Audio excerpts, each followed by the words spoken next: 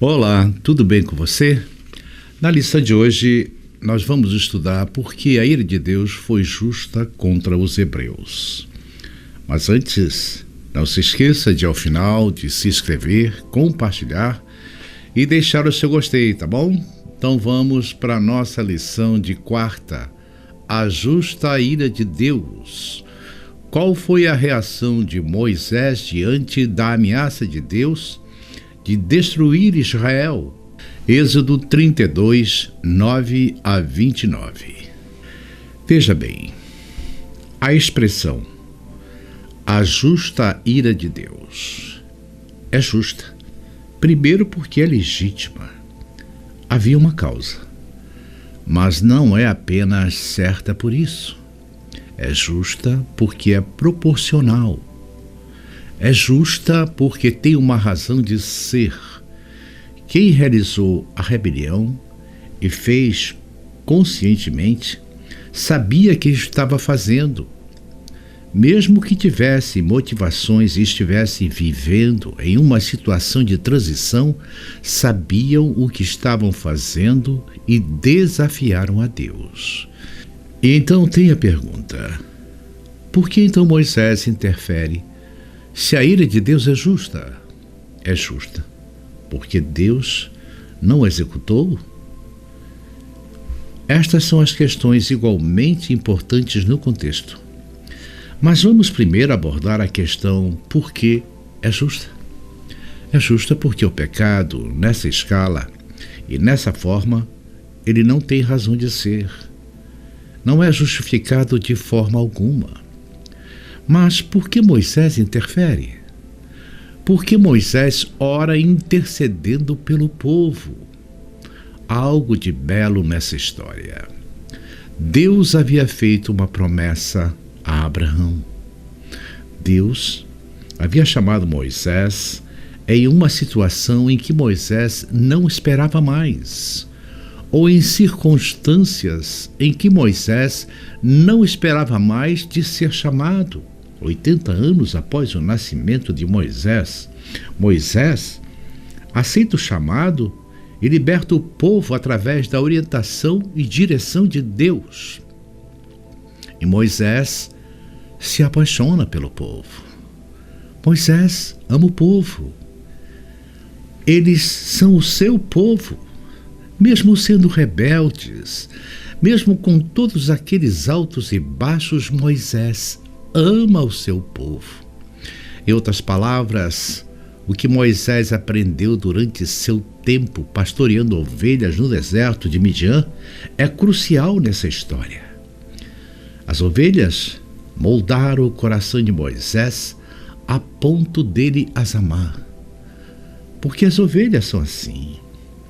Elas são preguiçosas, cometem erros, se perdem no caminho, fogem do rebanho e se metem em encrencas, caem em arbustos, caem em pedras e mesmo assim o pastor deixa tudo e vai procurá-las e tenta ensiná-las até que chegue a hora de aprenderem.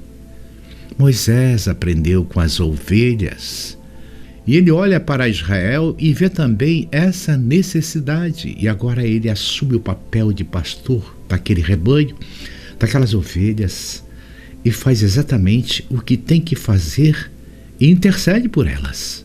Ou seja, Moisés assume o papel de Cristo para essas pessoas. Você entende essa imagem? Isso é tão incrível, porque quando você chega no versículo 14 do capítulo 32, está escrito lá como Deus vê. E o Senhor se arrependeu do mal que disse que faria ao seu povo. Obviamente, Deus não mudou sua condição. Ele continua a olhar para o povo e a entender a sua rebelião. Mas por que o texto diz isso? Era a maneira de Moisés descrever o comportamento de Deus. Por falta de palavras e incapacidade de descrever, Moisés aproxima Deus do seu contexto e descreve qual era o sentimento de Moisés diante de tudo o que estava acontecendo. Ele diz: Deus se arrependeu. Em outras palavras, Deus aceitou o seu pedido. Quem estava sendo testado ali? Era o povo? Deus ou Moisés? Quando você olha para o texto inspirado de Ellen G. White falando dessa mesma cena, ela diz: Deus testou Moisés e ficou satisfeito com a sua fidelidade. Em outras palavras, quem estava sendo testado ali, naquele momento, era Moisés. Deus poderia ter realizado sobre o povo tudo o que ele disse e que faria, mas Moisés aprendeu algo. E Deus apresenta esse algo que Moisés aprendeu como uma lição a ser apresentada ao povo. Sendo assim, agora o povo entende quem Moisés é e tem a opção de aceitar a sua liderança. E se você tem alguma dúvida de que ele aceitou, basta ver o que aconteceu a seguir.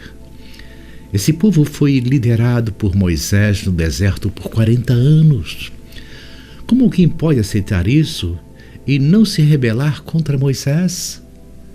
Embora essas pessoas não tenham atingido a condição de entrar e manter a fé para ir para Canaã, elas alcançaram a graça de aprender uma lição de 40 anos.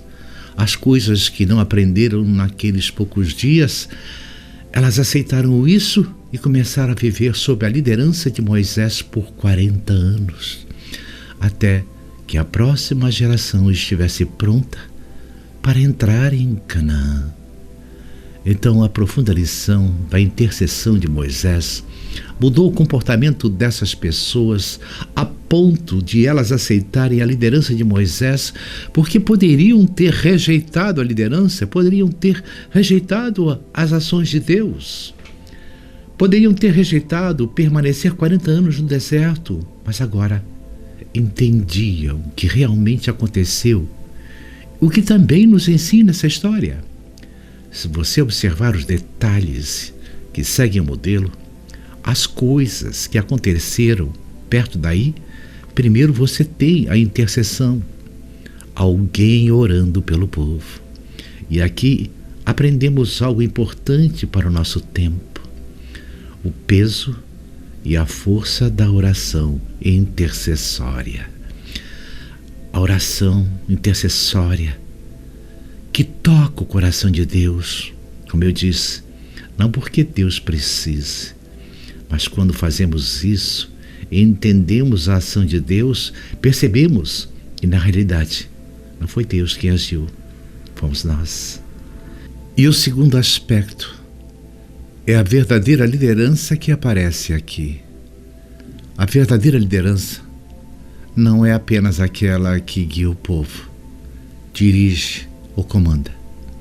A verdadeira liderança é aquela que ama o seu povo a ponto de interceder por ele, mesmo em estado de rebelião direta. E terceiro, o equilíbrio de Deus em sua ação.